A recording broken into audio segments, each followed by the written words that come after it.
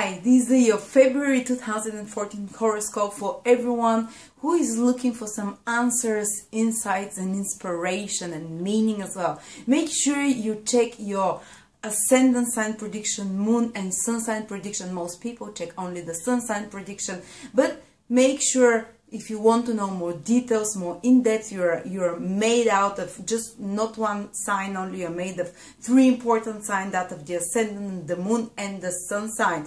And if you don't know what your ascendant or moon signs are, you can find them at my birth chart calculator at astrolada.com, for which I'm putting a link here. Cancer, February 2014, and this is for everyone who have their ascendant, sun or moon in Cancer. What does February bring for you in regards to love? Let's start with love, because this is the topic everyone speaks about in February, and everyone starts asking themselves, where is my relationships going? Is there a chance for me to ever meet someone? So let's see what are the areas where you can meet love in this month. And maybe if you're already in a relationship, how you can improve and where to how to deepen the connection with your partner. Well, this month is all about relationships for Cancers, because the planet of love, Venus, is in your 7th house, and 7th house rules relationships, so it's like a double whammy.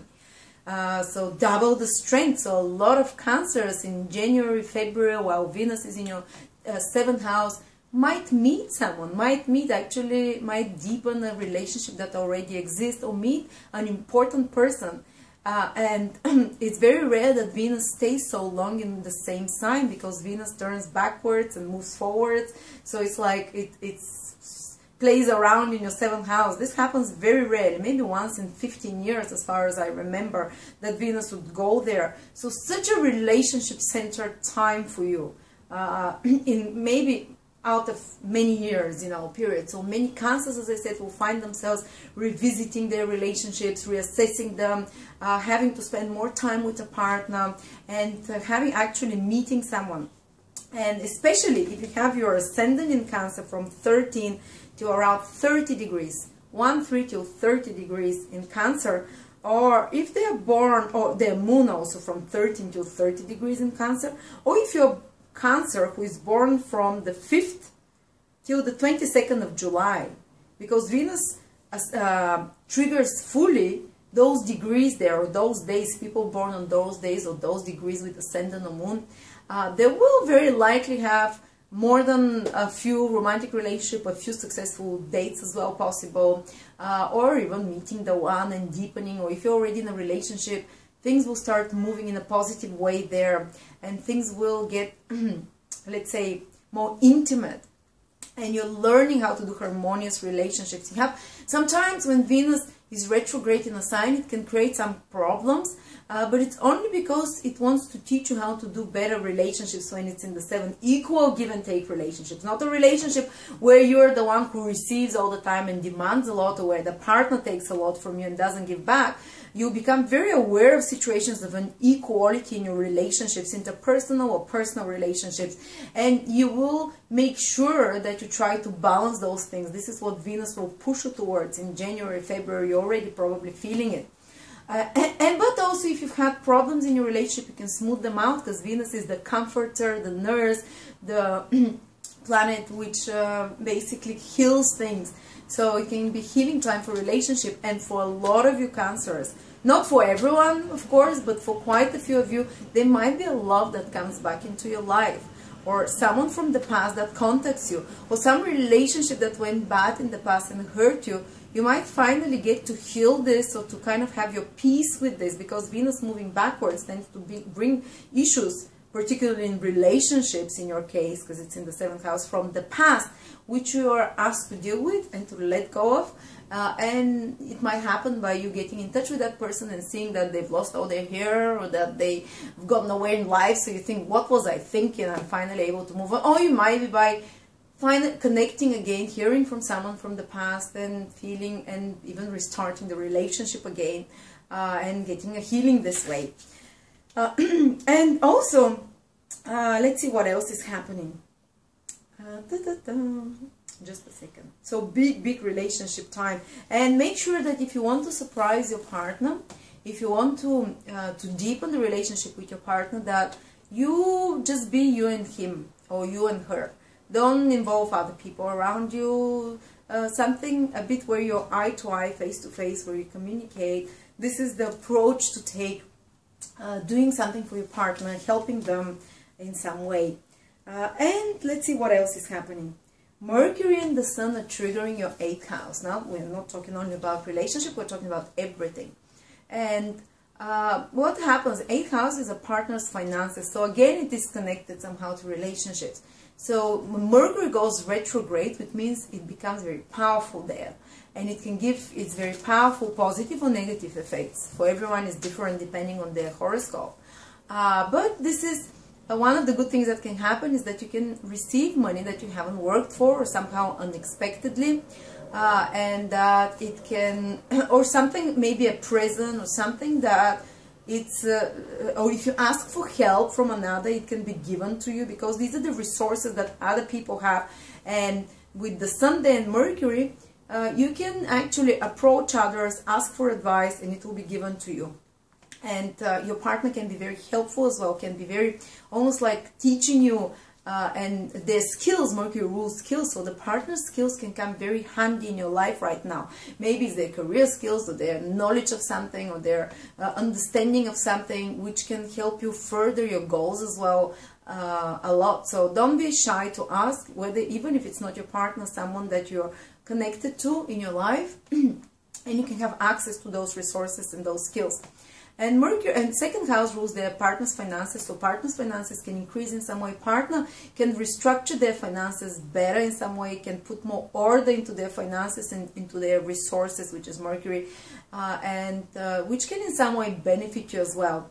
And also if you have mutual shared finances, like a common bank together, or you're married with your husband, your money always mixed.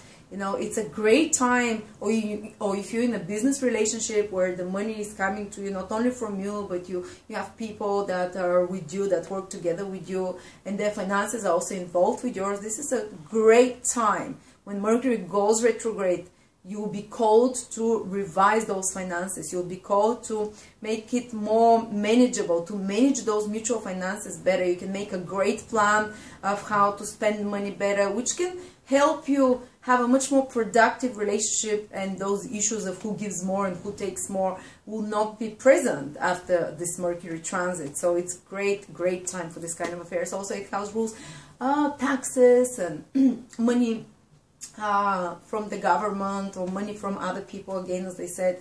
And people who work in those kind of areas where they're working with other people's money, with other people's resources, they can find themselves extremely busy and very productive month in February, putting much more order, maybe banking, people who are in banking, in inheritance, in, you know, in business where you're helping another develop their skills, where you're helping another develop their resources. You can be extremely manage your time fantastically well and be very productive in this period. So business affairs tend to run well. But Mercury rules friendships as well. And when it's in the 8th house and goes retrograde, there might be some bust-ups with friends. Because 8th house is the house of sudden reversals and changes.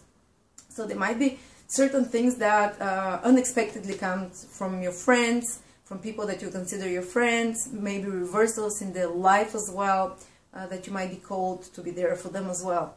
And career, the Sun rules career, and it's also in your 8th house. And especially, as I said, careers which are 8th house, crisis-oriented, helping others, emergency, banking, when you're dealing with others' resources, psychology, counseling, psychological careers, professions, in any of those kind of helping professions, when you're helping others deal with difficult problems, or when you're helping them do better, manage better their resources. They can be very good time for people in those careers if they're in Cancer, if you have your ascendant on the moon in Cancer. But also it's a little bit more crisis-prone time for you, because the Sun also rules you. And there might be a little bit more crisis, like sudden things surprising you that you didn't expect coming out of the blue. It's not something that's gonna, you know, blow you over, but it's a little bit more intense time where those things can happen, changes unexpectedly. And I just want to give you a few days. Those of you who are born from, also Mars is in your 4th house and continues to be there till July, and Mars naturally rules property, and 4th house is rules property and home as well, so it's like a double whammy. A lot of Cancers, particularly Cancer ascendant people, but Sun and Moon to a lesser degree as well, they can have some change in their home environment. They can buy a new house, a new vehicle. 4th house rules vehicles as well, but more to do with properties. They might have to fix things in their properties. They might have to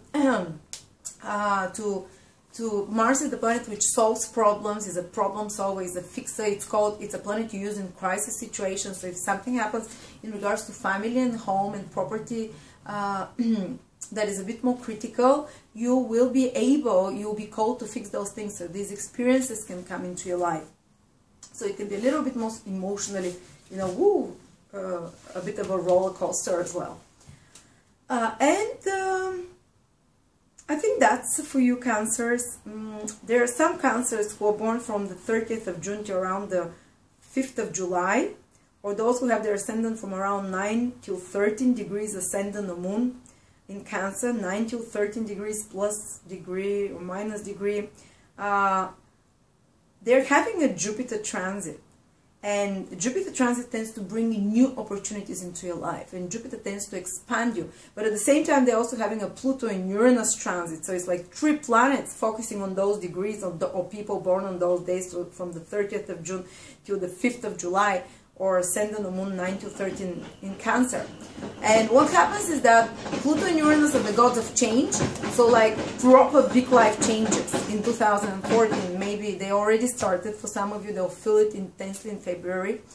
Like you're totally getting rid of old identification, old careers, old relationships. And Jupiter, at the same time, is bringing something new. So they can be like this sudden reversal in your life, 180 degrees. All of a sudden you say, that's it, I'm out of this relationship, or I'm out of that job, or if you're resisting too much, the universe can push you by taking those things away. But because Jupiter is also triggering those, your sign is triggering those degrees as well, something new will be given to you.